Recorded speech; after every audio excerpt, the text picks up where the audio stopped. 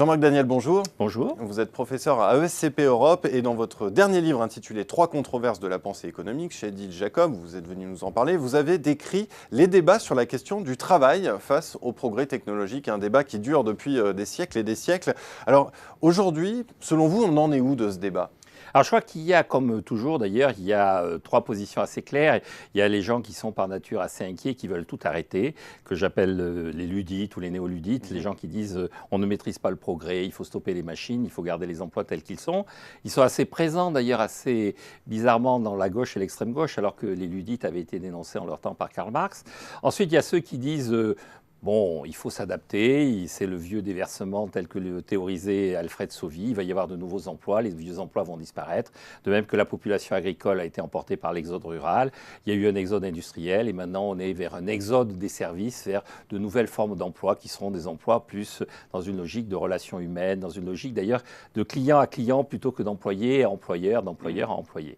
Et puis il y a ceux qui disent de toute façon on ne pourra pas arrêter le progrès, il n'y aura pas de nouveaux emplois, donc on va vers une société avec une petite minorité qui aura un emploi, qui générera beaucoup de richesses, qui s'appuiera sur tout un réseau de machines très très performantes sur le plan technologique, et puis une masse d'individus plus ou moins à la dérive qu'il s'agira de contenir, soit en les occupant de façon artificielle par des emplois publics, dans des grandes bureaucraties, dans des armées, soit en les payant de façon purement formelle, purement organisée autour de la protection de la société, c'est-à-dire en payant leur oisiveté, en espérant que ventre affamé n'ayant pas d'oreilles, si on satisfait leurs besoins de nourriture, ils auront des oreilles et ils sauront se calmer. Vous avez dit payer l'oisiveté. Comment est-ce que vous jugez la proposition, le buzz autour de la proposition de revenu universel en ce moment ? Est-ce que ça acte vraiment la fin du travail ? Alors moi, je m'inscris plutôt dans la deuxième hypothèse, c'est-à-dire je pense que le déversement de Sauvy va continuer à jouer, c'est-à-dire qu'après l'exode rural, l'exode industriel, l'exode des services va générer une nouvelle forme d'emploi.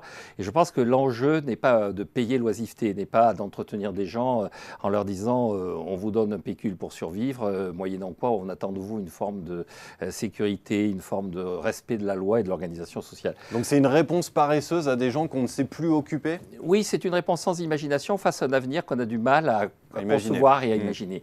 Néanmoins, il y a d'autres versions du revenu universel, c'est-à-dire qu'on associe le revenu universel aussi à Milton Friedman, à l'impôt négatif de Milton Friedman, et quand il écrivait ses textes, notamment quand il écrivait à John Kennedy, à l'époque où se mettait en place l'État-providence américain, il disait que le revenu universel, c'est une façon de confier aux gens, au travers d'une somme fixe qu'on leur alloue, la responsabilité d'organiser leur propre vie. C'est-à-dire que soit votre vie est organisée par un système de santé public ou privé, mais qui est pris en charge par une bureaucratie, par des systèmes de retraite publics, privés, en monopole, et aussi pris en charge par des bureaucraties. Il prenait comme exemple le Royaume-Uni, où le service national de santé vous prend en charge, vous n'avez rien à payer, mais vous n'avez pas le choix d'aller ailleurs que dans ce service national de santé. Soit au contraire, on vous donne de l'argent et on vous dit il y a des compagnies d'assurance privée qui examinent votre cas, il y a des fonds de retraite qui examinent votre profil, il y a des systèmes éducatifs alternatifs qui vous permettent de choisir les programmes, qui vous permettent le type d'éducation que vous voulez donner à vos enfants. Et à partir de ce moment-là, il imaginait ce revenu universel comme un moyen de responsabiliser les gens et de leur donner la liberté de choix dans les différentes couvertures sociales auxquelles ils allaient faire face. Et de faire reculer la peur du chômage.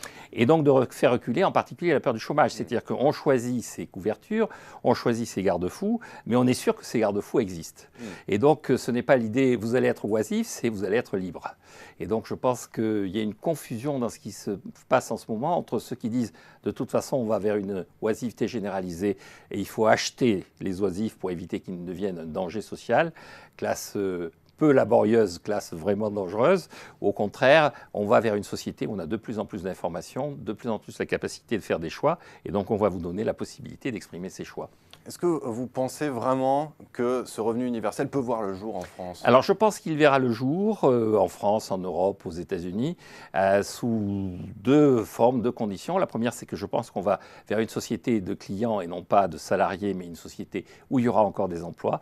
Et je pense qu'il verra le jour sous la forme de Friedman, c'est-à-dire on vous donne de l'argent et vous assumez les conséquences de votre vie au travers de cet argent que la collectivité vous donne. Et à quelle échéance ? Alors, c'est un peu la question Madame Irma. Hein, mais ah bon, oui, c'est à quelle échéance? Oui. Non, d'autant plus qu'effectivement, à chaque fois qu'on bute sur l'examen précis, il y a la période de transition. On l'a vu au moment du référendum en Suisse, là où les gens qui défendaient le revenu universel étaient le plus fragiles, c'était dans leur explication de la façon dont on allait passer du système actuel, notamment en termes de retraite, au système futur.